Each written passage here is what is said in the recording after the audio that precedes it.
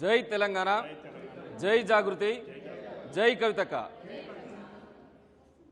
ఈరోజు ఎమ్మెల్సీ తక్కలపల్లి రవీంద్రరావు గారు శ్రీమతి కల్వకుంట్ల కవితక్క గారి జనంబాటను ఉద్దేశించి కవితక్క గారి గురించి ఒక ప్రైవేట్ ఛానల్లో కూడా అనేక రకాలైనటువంటి విధంగా అసభ్యకరంగా మాట్లాడడం జరిగింది.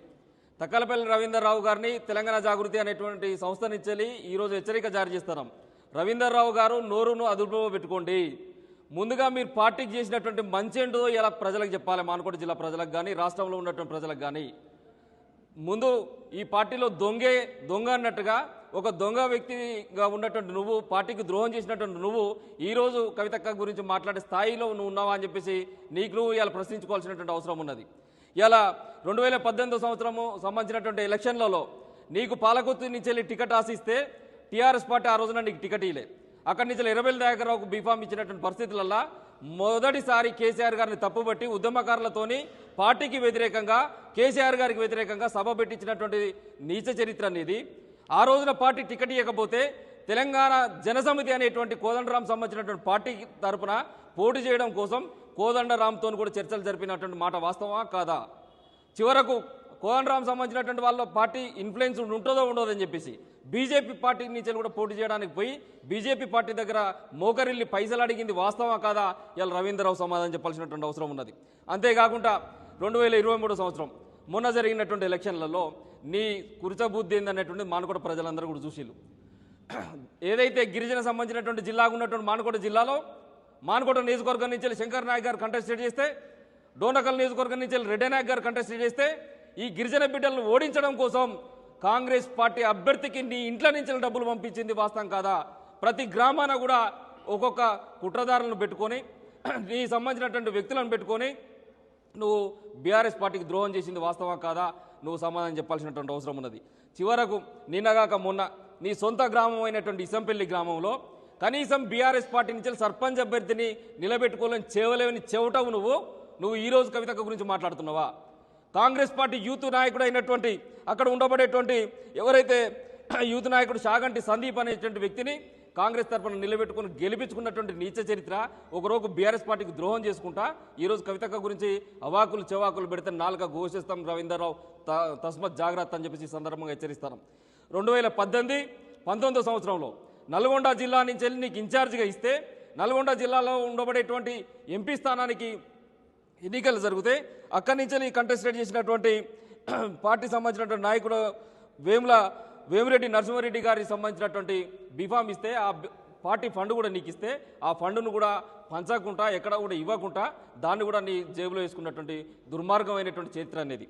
ఇలా నల్గొండ అయితేంది, మునుగోడు అయితేంది, నాగార్జున సాగర్ అయితేంది, హుజూర్ నగర్ అయితేంది, ఇలా చెప్పుకుంటూ పోతే ఆ ఉమ్మడి నల్గొండ జిల్లాలో నీకు ఎక్కడెక్కడైతే ఇన్ఛార్జీలు ఇచ్చినో ఎక్కడెక్కడైతే ఉప ఎన్నికలు వచ్చినాయో అక్కడ అంతా కూడా సర్వనాశనం చేసినటువంటి దుర్మార్గమైన చరిత్ర అనేది రవీంద్రరావు తెలుసుకో. ఇలా ఏం ఉద్యోగం చేసినావు? నీ విద్యాసంస్థలు పెట్టినా అని చెప్పేసి అంటున్నావు. విద్యాసంస్థల ద్వారా అక్కడ ఉన్న బడుబలైన వర్గాలకు, గిరిజన సామాజిక వర్గాలకు ఏమైనా న్యాయం చేసినావా? విద్యార్థుల స్కాలర్షిప్లను కూడా ఎత్తుకతిన్నావు కదా. నీ ఇన్స్టిట్యూట్లో పనిచేసేటువంటి ఉద్యోగులకు జీతాలు ఎగ్గొట్టినావు కదా. ఏ ఉద్యోగం చేసినావు? ఇలా 1000 కోట్ల రూపాయలు సంపాదించినావు నువ్వు రవీంద్రరావు. శ్రీరామగిరి అనేటువంటి ప్రాంతంలో 65 ఎకరాలకు సంబంధించినటువంటి భూమి ఉన్నది నీకు. ఇదే నేరేడ సంబంధించినటువంటి దగ్గర 27 నుంచి 30 ఎకరాలకు సంబంధించిన ఫామ్ హౌస్ ఉంది నీకు. ఇదే పక్కకు ఉన్నటువంటి కాచికల్లో 10 ఎకరాల భూమి. ఇట్లా చెప్పుకుంటూ పోతే నీ ల్యాండ్ బ్యాంక్ ఎంత అనేటువంటిది కూడా చెప్పాల్సి వస్తుంది. నీ దుర్మార్గమైనటువంటి చర్యల ప్రతిదీ కూడా మీ ఇంతవరకు ఎక్కడ కూడా మాట్లాడలే. నిన్ను ఎక్కడ టార్గెట్ చేసి కూడా కవిత గారు మాట్లాడలే. చివరకు నువ్వు ఎంత దుర్మార్గంగా వివరిస్తున్నావు అంటే నిన్నెవరు కూడా కానట్లేరు, కుక్కలు కూడా కానట్లేరు. కవిత గారు ఏమైనా స్పందించి నీ మీద మాట్లాడుతున్నామో అని చెప్పేసి నువ్వు అనుకుంటున్నావు. కానీ నీలాంటి స్థాయి తక్కువ వ్యక్తికి ఒక 3rd క్లాస్ పిల్లలకు కవితక్క మాట్లాడాల్సినటువంటి అవసరం కూడా లేదని చెప్పేసి ఈ సందర్భంగా రవీంద్రరావు హెచ్చరిస్తారా. చివరకు ఒక ఆర్టీసీ కుటుంబం కండక్టర్గా ఉండబడేటువంటి లక్ష్మారెడ్డి గారు, ఇది మొదటి నుంచి వాళ్ళ తాతల తండ్రులు సంపాదించినటువంటి ఆస్తి. ఈ ఆస్తిలో వాళ్ళ పాత పాస్ పుస్తకాలు, లక్ష్మారెడ్డి గారికి సంబంధించిన పాత పాస్ పుస్తకాలు, ఈ పాత పాస్ పుస్తకాలు ఈ సర్వే నెంబర్ 209 సర్వే నెంబర్లో 8 ఎకరాలకు సంబంధించిన పైచులకు భూమి ఉంటే ఈ భూమిని కూడా కబ్జా చేసి నీ భార్య మని అయినటువంటి శ్రీమతి సంధ్యారాణి గారి పైన రిజిస్ట్రేషన్ చేసుకున్న మాట వాస్తవం కాదా? చివరకు తన బిడ్డ పెళ్లి చేయడం కోసం కూడా నీ దగ్గరకు వచ్చేసి కాళ్ళవేళబడి బ్రతిమలా అన్నా కానీ కనికరించలేనటువంటి దుర్మార్గమైనటువంటి వ్యక్తివి, ఒక కబ్జా కోరువు.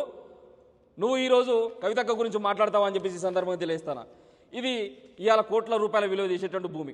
ఈ భూమిని కబ్జా చేసి ఆ కుటుంబాన్ని, పేద మధ్యతరగతి కుటుంబం, ఆ కుటుంబం చివరకు వాళ్ళ బిడ్డ పెళ్లి చేసుకోవడానికి కూడా డబ్బులు లేనటువంటి పరిస్థితులలో కూడా ఇంకా కోట్లను ఆశ్రయించి తిరుగుతున్నాడు లక్ష్మారెడ్డి గారు. ఇలా లక్ష్మారెడ్డికి ఏం సమాధానం చెప్తావు? ఎంఆర్ఓ సంబంధించినటువంటి రిపోర్ట్ కూడా ఇచ్చిల్లు కదా, ఈ భూమికి సంబంధించింది ఇది లక్ష్మారెడ్డి గారిది అని చెప్పేసి ఎంఆర్ఓ రిపోర్ట్ ఇచ్చిల్లు. కోర్టు కూడా ఆయనకు ఫేవర్గా ఇచ్చింది. కోర్టు జడ్జిమెంట్లు ఉన్నాయి. ఇలా నువ్వు సుఖం పోసావు అని చెప్పేసి నువ్వు కవిత గారి గురించి మాట్లాడతావా? జాగృతి జనంబాట ద్వారా ఏం న్యాయం చేస్తుంది కవిత అని చెప్పేసి మాట్లాడతావా? చివరకు శంకర్ నాయక్ గారు 2014 సంవత్సరంలో బీఫామ్ ఇప్పిస్తా అని చెప్పేసి తొరూరులో నువ్వు 10 ఎకరాల ఇది మామిడి తోటను నువ్వు నీ పేరు మీద రిజిస్ట్రేషన్ చేసుకుంది వాస్తవా కాదా? ఇలా మాట కూడా ప్రజలకు సమాధానం చెప్పాలి.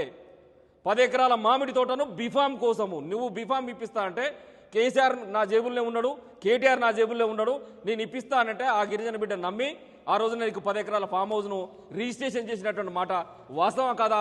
రవీందర్ రావు గారు సమాధానం చెప్పాలి.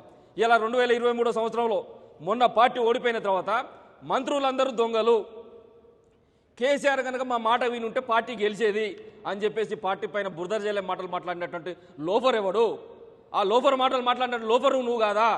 ఇలా కవితక్క గురించి మాట్లాడే స్థాయి అనేదని చెప్పేసి ఈ సందర్భంగా తెలియజేస్తాను. ఇయాటి వరకు నీ కుటుంబంతో నీకున్న సఖ్యత ఏంది? నీ అన్నదమ్ములతో నీకున్న సఖ్యత ఏంది? చివరకు మొన్న మీ అన్న 20 ఏళ్ళు కూడా నీతో మాట్లాడుకుంటున్నటువంటి సురేందర్ రావు గారు మొన్న కాలం చేసి చనిపోతే కనీసం నీ అన్న సంబంధించినటువంటి అంత్యక్రియల్లో కూడా 5 నిమిషాలు లేనటువంటి పాపాత్ముని నువ్వు. కేటీఆర్ గారి దగ్గర అన్న చనిపోయినా కానీ ఈయన బాధ్యతలు, పార్టీ బాధ్యతలు భుజాన్ని వేసుకున్నాడు, వేసుకొని బాగా పనిచేస్తాడని మార్కులు కొట్టించడానికి చివరకు శవాన్ని కూడా వాడుకున్నటువంటి దుర్మార్గమైన చరిత్ర అనేది రవీంద్రరావు తస్మత్ జాగ్రత్త అని చెప్పేసి ఈ సందర్భంగా హెచ్చరిస్తాను. చివరకు కాంగ్రెస్ పార్టీ నుంచి బీఆర్ఎస్ పార్టీలోకి వచ్చినటువంటి బసవరాజ్ సారయ్య గారు ఎవరైతే ఉన్నారో వారితో కూడా చర్చలు జరిపి 6 ఎమ్మెల్సీలతోని కాంగ్రెస్ పార్టీలోకి పోవడం కోసం మంతనాలు చేసినావు కాబట్టి ఆ రోజున మంత్రులను దొంగ అని చెప్పేసి మాట్లాడినావు, కేసీఆర్ తప్పు చేసిండని చెప్పేసి మాట్లాడినావు, ఆ రోజు పార్టీని తప్పు పట్టినావు. ఆ ధైర్యంతో పెడితే చివరకు నిన్ను కాంగ్రెస్ నీ నీచ చరిత్ర తెలిసి కూడా, నీ కబ్జాకోరు చరిత్ర తెలిసి కూడా, నీ సంబంధించిన అన్ని రహస్యాలు తెలిసి కాంగ్రెస్ పార్టీ గేట్లు క్లోజ్ చేసింది నీకు. తర్వాత ఇలా బీఆర్ఎస్ పార్టీల అనివార్య పరిస్థితులలో ఇలా నువ్వు కొనసాగుతున్నావు. చివరకు నిన్ను నమ్మినటువంటి జరిపోతుల ఎంకన్నా అని చెప్పేసి మానుకోట మాజీ మన ఏది వ్యవసాయ మార్కెట్ సంబంధించినటువంటి వైస్ చైర్మన్గా ఉన్నాడు. ముడుపొక్కళ్ళు గ్రామంలో సర్పంచ్గా కంటెస్టేట్ చేస్తే నువ్వు పోయిన తర్వాత నీ రైట్ హ్యాండ్గా తిరిగినటువంటి ఎంకన్నా ఓడిపోయినటువంటి పరిస్థితి. నీకు ఎక్కడ ముఖం చెల్లుతుంది మానుకోటలా? ఏ గ్రామంలో నీకు క్యాడర్ ఉన్నది? ఓ క్యాడర్ లేనటువంటి వేస్ట్ ఫెయిల్లోవి ఇలా కవితక్క గురించి నువ్వు ఇంత ఘోరంగా మాట్లాడితే తెలంగాణ జాగృతి చూస్తూ ఊరుకుంటుందా? ఇలా సమాధానం చెప్పాల్సినటువంటి అవసరం ఉన్నది. బీఆర్ఎస్ పార్టీకి శనిలాగా బట్టి బీఆర్ఎస్ పార్టీకి గోతులు తీసేటువంటి నువ్వు ఈరోజు పార్టీకి నేను న్యాయం చేస్తానా, నా సంబంధించిన లెటర్ అడ్డి మీదనే కవిత గారిని నేను సస్పెండ్ చేసినా అని చెప్పేసి మాట్లాడుతున్నావు. ఇంకా సిగ్గుండాలి నీకు మాట్లాడటానికి. మహిబాద్ ప్రజానీకం అందరూ కూడా ఫిబ్రవరి 2వ తారీఖున జనం బాట ద్వారా మేము మానుకోటకు వస్తున్నాం. మానుకోటకు వచ్చిన రోజు నీ బట్టలు ఇప్పదీసి నీ నడు బజార్లో నిలబెట్టేటువంటి బాధ్యత కూడా తెలంగాణ జాగృతి తీసుకుంటుంది. తస్మత్ జాగ్రత్త రవీంద్రరావు అని చెప్పేసి ఈ సందర్భంగా హెచ్చరిస్తాను. చివరకు ఏదైతే నువ్వు పెట్టినటువంటి బీడీ కళాశాల, ఆ కళాశాల ప్రాంగణంలో ఉండబడేటువంటి ప్లాట్లన్నీ కూడా ప్రైవేట్ ప్లాట్లు. ఈ ప్రైవేట్ ప్లాట్లలో ఉండబడేటువంటి ప్రైవేటు వ్యక్తులకు ప్లాట్కు ₹1,00,000 చొప్పున ఇచ్చేసి వాళ్ళందరినీ కూడా ప్లాట్ల లోపలికి రాకుండా చేస్తున్నటువంటి చరిత్ర ఎవరిది? ఇలా ఆ ప్లాట్లకు సంబంధించిన యజమానులందరూ కూడా ఇబ్బందుల పాలవుతున్నారు. దాని చుట్టూ కంపౌండ్ కట్టుకొని దాంట్లో ఒక ఫామ్ హౌస్ కట్టుకొని ఇలా నువ్వు వ్యవహారం చేస్తున్నావు. నీ చరిత్ర తెలవందేవనికి. ఇంకా నా నోరు బయటనే ఏకు నిన్ను చిన్నతనం నుంచి చూస్తానా? ఇదే జమాలపల్లి విద్యాభారతి పాఠశాల చదివినా, ఇదే నీ విద్యా సంస్థలలో చదివినా చిన్నతనం నుంచి కూడా నాకు పూర్తిగా నీ గురించి నాకు అవగతం ఉన్నది.